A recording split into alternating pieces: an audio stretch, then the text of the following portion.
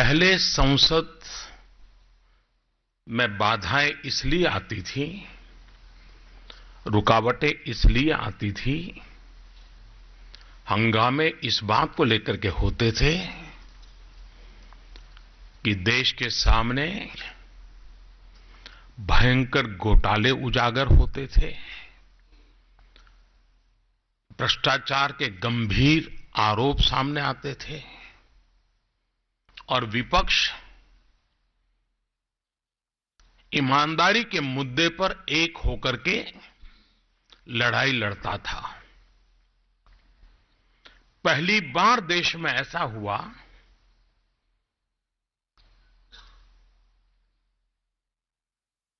कि treasury bench भ्रष्टाचार के खिलाफ कदम उठा रही है, काले धन के खिलाफ कदम उठा रही है और विपक्ष में ज्यादातर लोग बेईमानों का साथ देने के लिए इकट्ठे हो रहे हैं।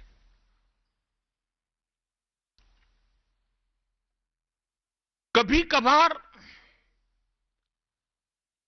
नासमझी में या स्वार्थवश किसी ने बेईमानों का पक्ष भी लिया होगा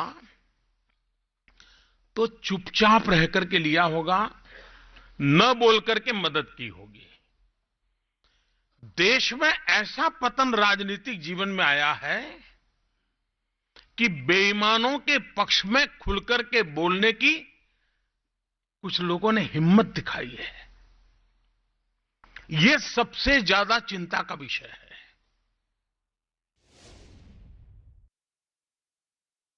आज 16 दिसंबर है। 1971 में भारत की वीर सेना ने, पराक्रमी सेना ने पाकिस्तान को घुटने टेकने के लिए मजबूर कर दिया था और बांग्लादेश के मुक्ति के लिए लड़ाई लड़ रहे लोगों को विजय प्राप्त हुई थी। लेकिन तब भी विरोध पक्ष था, मजबूत विरोध पक्ष था। लेकिन तब किसी विरोधी पक्ष ने 1971 16 दिसंबर को देश की सरकार से कोई सबूत नहीं मांगा था कि सेना ने पराक्रम किया वो सही है या गलत है। किसी ने सबूत नहीं मांगा था। आज पतन इतना हो गया कि मौत को मुट्ठी में लेकर के चलने वाले फौजी को भी सबूत देने के लिए मजबूर किया जा रहा है। ये जो गिरावट है सार्वजनिक जीवन की, ये चिंता का विषय है। मैं हैरान हूं कि मुद्दों पर चर्चा करने का सामर्थ्य इस सरकार के टीकाकारों ने किया होता तो अच्छा होता। और इस बात को भी हमने नोट करना चाहिए कि कई लोग हैं जो वैचारिक रूप से भारतीय जनता पार्टी या एनडीए के पक्ष में नहीं है, उसके बावजूद भी भ्रष्टाचार और काले धन के खिलाफ की लड़ाई में वे खुलकर के हमारे साथ आए। मैं उड़ीसा के मुख्यमंत्री श्रीमान नवीन बाबू का आभार व्यक्त करता हूं। मैं बिहार के मुख्यमंत्री श्रीमान नीतीश कुमार का आभार व्यक्त करता हूं। ऐसे और भी बहुत लोग हैं जो खुलकर के हमारे सामने आए और इसलिए मैं चाहता हूं कि इस लड़ाई में जो भी साथ दे रहे हैं उनको साथ लेकर के हमें आगे बढ़ना है। 1000 और 500 की नोट के संबंध में किया गया निर्णय इस लड़ाई का एक महत्वपूर्ण पड़ाव है। ये लड़ाई का आखिरी मंजिल नहीं है।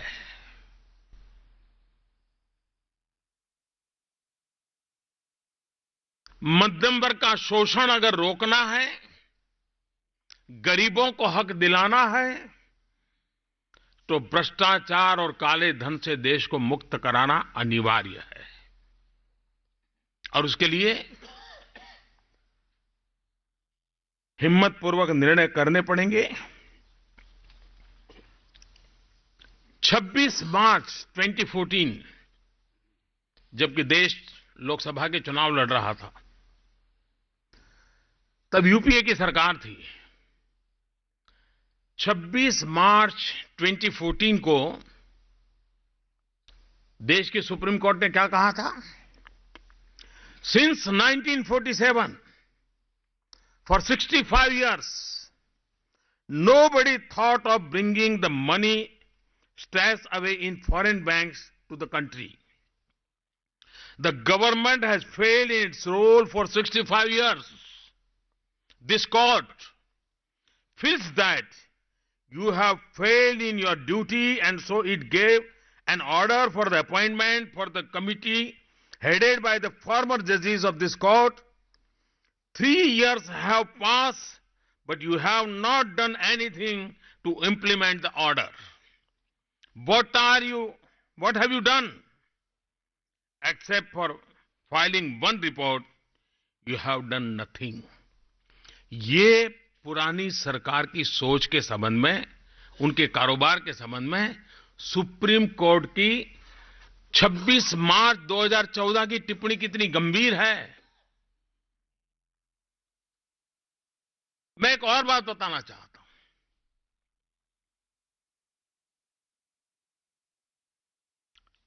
1971 में जबकि श्रीमती गांधी इस देश में राज करती थी, एक वांछू कमेटी बनी थी, जिस वांछू कमेटी का एक रिपोर्ट आया था और जिसमें नोटों पर पाबंदी लगाने के विषय में गंभीरतापूर्वक चर्चा की गई थी। और उस कमेटी का रिपोर्ट कहता है, और यह 1971 की बात है, we are fully aware of the not too successful results of the demonetization in 1946. Yet, we are confident that these measures, if introduced now, would achieve substantial result because of altered circumstances. Wanchu committee का कहना था 1946 में demonetisation हुआ तो उसमें सफलता नहीं मिली, लेकिन अगर 71 में करेंगे तो हमें बहुत बड़ी सफलता मिलेगी। कहने का तात्पर्य यह है कि 1971 में देश को इसकी जरूरत थी जो आज हमने किया है। इतने साल देर कर करके देश का कितना नुकसान किया है, यह हम कल्पना कर सकते हैं। और उस समय के जो कैबिनेट सेक्रेटरी, एक सीनियर आईएएस अफसर थे, उन्होंने किताब लिखी है। उस किताब का एक वाक्य मैं कोट करना चाहता हूं। उस किताब में श्रीमान माधव गोडबोले की किताब है, Unfinished Innings, Recollections and Reflections of a Civil Servant. वे बाद में कैबिनेट सेक्रेटरी भी बने थे। और यशवंतराव चव्हाण जब फाइनेंस मिनिस्टर थे, तब वे उनके सचिव थे। तब उन्होंने एक बड़ा मजेदार अपनी किताब में उल्लेख किया है। When Y.B. Chavan told her means Srimati Gandhi, when Y.B. Chavan told her about the proposal for demonetization and his view that it should be accepted and implemented forthwith, उन्होंने आगे वर्णन किया है कि इंदिरा जी ने चव्हाण के सामने देखा, कुछ पल देखा, और फिर इंदिरा जी ने कहा, she asked Chavan only one question, Chavan ji, are no more elections to be fought by the Congress party? Indira ji ने वाई बी चव्हाण को पूछा कि क्या भाई, क्या कांग्रेस को आगे चुनाव लड़ना है कि नहीं लड़ना है? Chauhan got the message and the recommendation was shelved. बताइए साहब, दल बड़ा कि देश बड़ा? ये 1971 में सारे रिपोर्ट थे, उनके ये वित्त मंत्री कह रहे थे कि करने की आवश्यकता है, देश के लिए जरूरी है। और उस समय के सीनियर सिविल सर्वेंट ने लिखा है कि वाई चौहान को जब ये पूछा गया, सारी बात रुक गई। जो काम 1971 में किया होता तो आज ये देश की बर्बादी नहीं होती। इस प्रकार से देश को चलाया गया है। मैं कम्युनिस्ट पार्टी के लोगों से पूछना चाहता हूं, जब कम्युनिस्ट पार्टी ने पश्चिम बंगाल में कांग्रेस के साथ चुनावी समझौता किया, तब ऐसा लग रहा था कि शायद ममता जी की राजनीति के खिलाफ इनकी लड़ाई है, ममता जी को उखाड़ फेंकने के लिए वो इकट्ठे हो रहे हैं। लेकिन इस बार सदन में जो कम्युनिस्ट पार्टी का व्यवहार रहा है, उससे लगता है कि बंगाल में उन्होंने सिर्फ चुनावी समझौता किया था, ऐसा नहीं। कम्युनिस्ट पार्टी ने अपना वैचारिक समझौता कर लिया है। कम्युनिस्ट पार्टी अपनी विचारधारा से उखड़ चुकी है। मैं इसलिए कह रहा हूं, 26 अगस्त 1972 वांचू कमेटी के रिपोर्ट को लेकर के पार्लियामेंट में जो बोला था, मैं चाहूंगा कि आज के कम्युनिस्ट पार्टी के नेता संसद से उन भाषणों को निकाल करके पढ़े। ज्योतिर्मय बासु ने कहा था, sir, the primary recommendation of the 12th of November 1970 by this high powered and eminent committee was immediate demonetization. Sir, Indira Gandhi survives on black money. Her politics lives on black money. Therefore, the report was not only not implemented, but it was suppressed for a year and a half. उस समय उन्होंने इतने गंभीर आरोप सदन में लगाए थे कि आप वांचू कमेटी का रिपोर्ट लागू क्यों नहीं करते, और आप वांचू कमेटी का रिपोर्ट टेबल पर भी करने को तैयार नहीं थे। 4 सितंबर 1972 ज्योतिर्मय बाबू, उन्होंने कहा, I have suggested demonetization and other measures. I do not wish to repeat them. Government must sincerely seek people's cooperation. But the Prime Minister, Srimati Indira Gandhi, and her government, with the class character that it has, is a government of the black money, by the black money, for the black money. ये ज्योति बाबू ने 4 सितंबर 1972 को कहा था। उनके एक दूसरे ideologue Harkishan Singh ji Surjeet, उन्होंने 27 अगस्त 1981 राज्यसभा में कहा था, are they seriously proposing any steps which would lead to the stoppage of use of black money, including demonetization of 100 rupee notes and such other things. यानी 100 रुपए की नोट को भी रद्द करने के लिए कम्युनिस्ट पार्टी लड़ाई लड़ रही थी।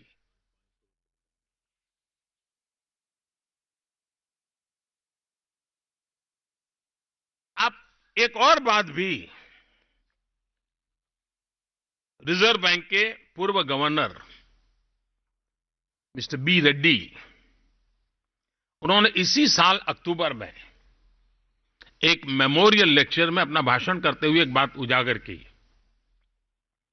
उन्होंने कहा, बेनामी transaction prohibition act was enacted इन 1988।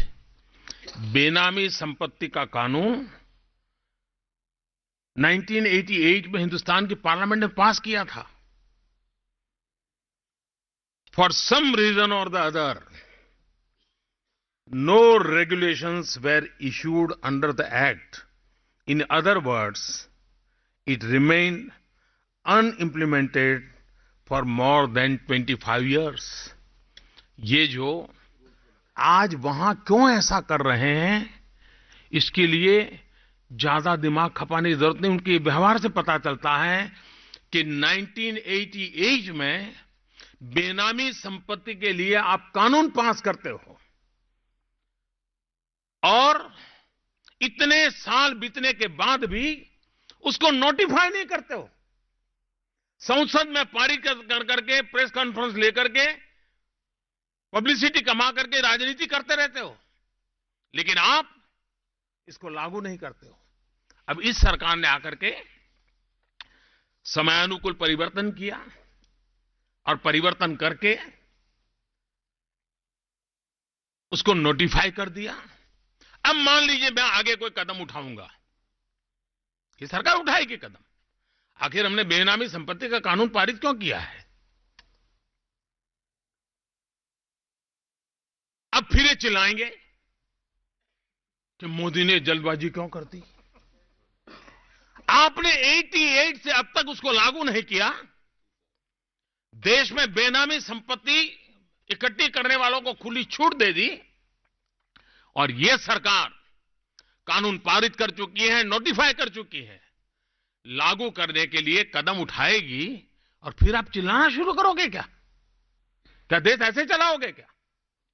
ये सारी मुसीबत की जड़ यह है कि इनके लिए देश से बड़ा दल है, हमारे लिए दल से बड़ा देश है. और इसलिए, और जहां तक वैचारिक इरादों का सवाल है, देखिए क्या हाल है.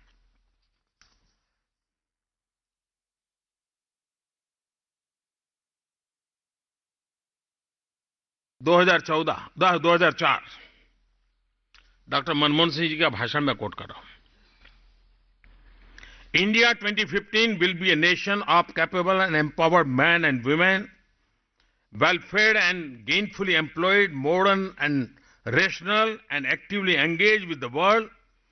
That is my dream for India at the end of the next decade. A decade is not long time. Indeed, I do hope you share my sense of urgency in doing what we have to do. ये उन्होंने 2004 में जब प्रधानमंत्री बने तब कहा.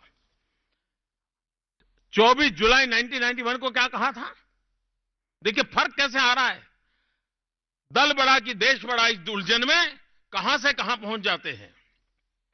91 में कहा था, nobody can deny the existence of large scale tax evasion both in terms of income and in terms of wealth. Unless I find substantial improvement in tax compliance in the next few months, government will have no choice but to take strong measures to make the tax evader pay a sufficiently high price for such diligencies. ये धमकी की भाषा उस समय कही गई थी और आज सारे स्वर बदल चुके हैं. क्यों? उनको अपने दल की चिंता है, देश की चिंता नहीं है. भाइयों बहनों, चाणक्य नीति में एक बहुत ही उत्तम बात कही गई है और यूपीए ने 10 साल शासन किया. उसके संदर्भ में इसको देखें तो बहुत ही महत्वपूर्ण बात चाणक्य नीति में कही गई है. चाणक्य नीति के 15वें अध्याय का 6वां दोहा है. उसमें कहा गया है, करी अनीति धन जोरेऊ, करी अनीति धन जोरेऊ, 10 वर्ष ठहराए. Find us on Facebook at facebook.com/etnow and don't forget to click the like button. You can also follow us on Twitter at etnowlive. To stay updated with all our programming, hit the subscribe button on our YouTube channel by logging on to youtube.com/user/etnow.